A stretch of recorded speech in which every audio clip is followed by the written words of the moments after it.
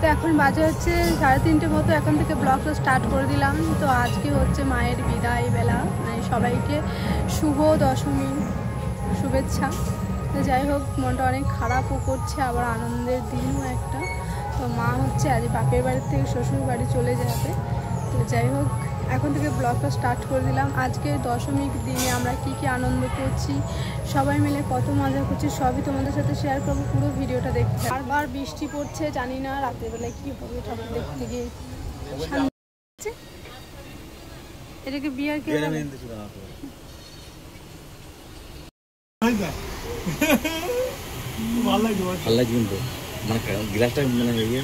কি বলে এটা? এটা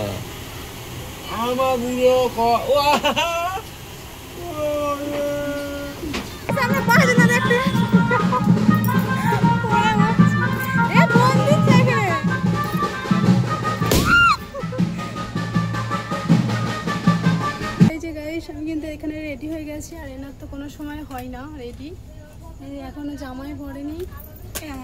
আর আমাকে এই লুকে কেমন লাগছে অবশ্যই কিন্তু কমেন্ট করে জানিও। কালকে কিন্তু আমাকে শাড়ি পরে একদমই ভালো লাগেনি, আমি জানি, তাই জামা পরে নিয়েছি। আর অবস্থা যা হয়েছে আমার কালকে, যাই হোক একবারে পুজো মণ্ডপে গিয়ে দেখা হচ্ছে। আর এদিকে আমার বাবা মা আমার ছেলেটাকে নিয়ে এখানেই বাজি ফাটাতে আরম্ভ করে দিয়েছে আর কি বাড়িতে। আর এটা হচ্ছে রিম্পাদির ছেলে।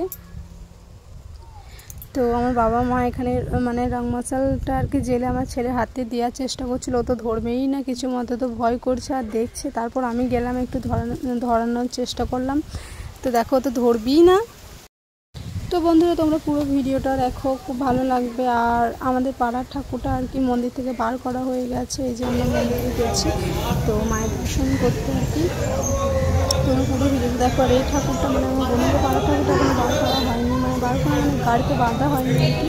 তো এই ঠাকুরটাও ভাড়া ঘোরানো হবে। তো পাড়া ঘোরানো মানে সেই বলখায়ের মাঠে আর কি নিয়ে যাবে। আগের দিনে যে ব্লকের মধ্যে একটু দেখেছি বলখায়ের মাঠে ওঠে। তো তুমি পুরো ভিডিওটা দেখতে হবে।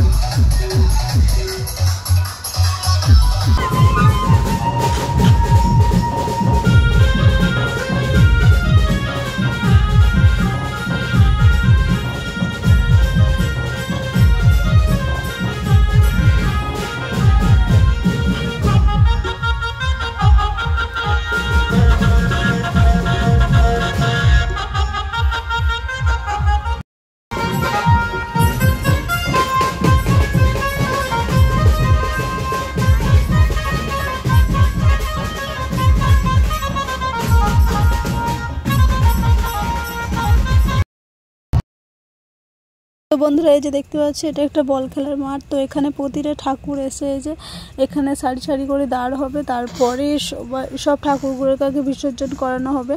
তো তোমরা পুরো ভিডিওটা দেখতে থাকো।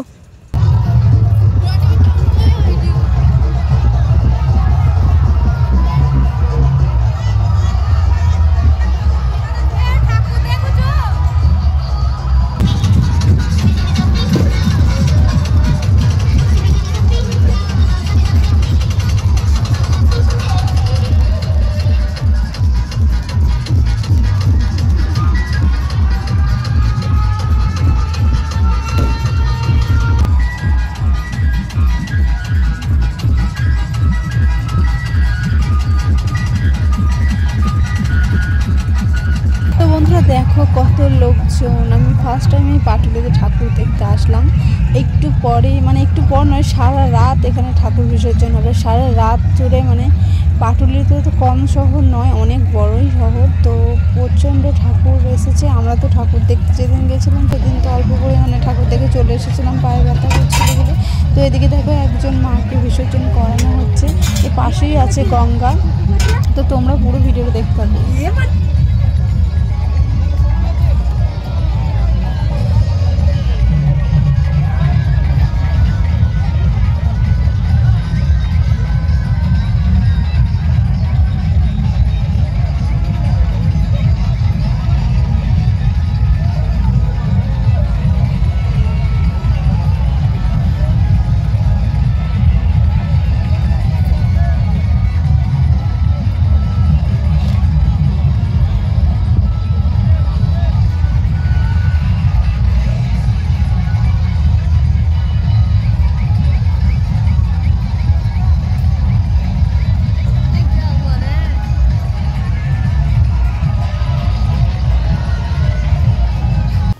সকাল বন্ধুরা, এটা হচ্ছে বিসর্জনের পরের দিন সকালবেলা। তো এখন আমরা বাড়ি করেছি বিসর্জন দেখে, মানে কালকে রাতে বিসর্জন তো হয়ে গেছে।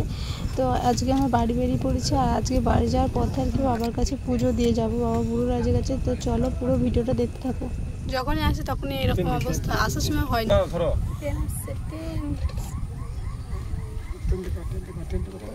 आ गया।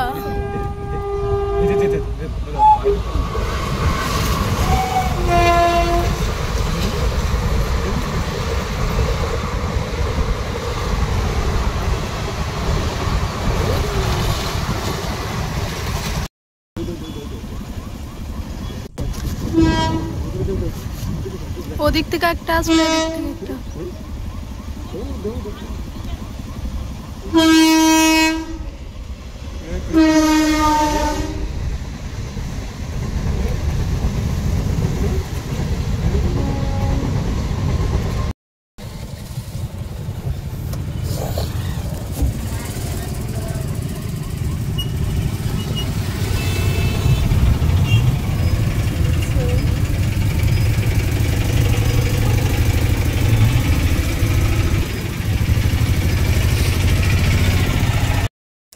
তো বন্ধুরা অনেক দিন থেকে ইচ্ছা ছিল যে বাবার কাছে আসার, এই যে আজকে মানে ইচ্ছাটা পূরণ হয়েছে। কিন্তু আর মানে পুজো দিতে পাবো না আমি বাবাকে। তো পুজোটা মাই দেবে, আমার ছেলেটাকে নিয়ে যাবে বাবার কাছে, মাই দেবে।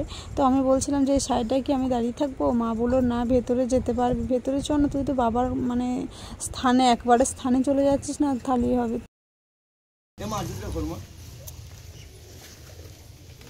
তো খুলবে কেন?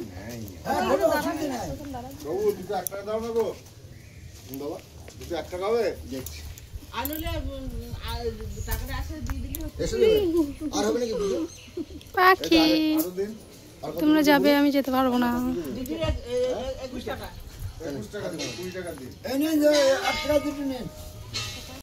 এদিকে আমি পরে নিচ্ছি তিলক চন্দন।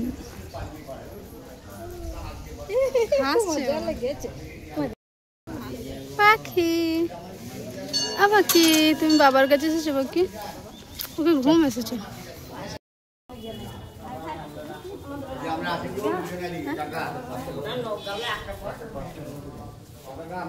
এখানে দাঁড়াবো।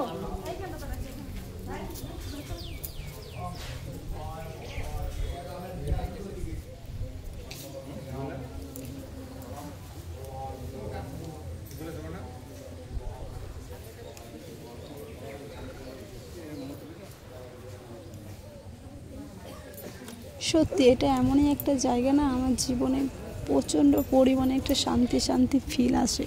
শুধু আমার নয়, বাবা মা সবারই আসে। তো আমি এই সাইডে দাঁড়িয়ে ভিডিও করছিলাম আর শুনতে পাচ্ছিলাম মায়ের কান্নার আওয়াজ। মায়ের একটাই চাহিদা থাকে বাবার কাছে এসে বাবা যেন তার দাদুভাইকে ভালো করে দেয়।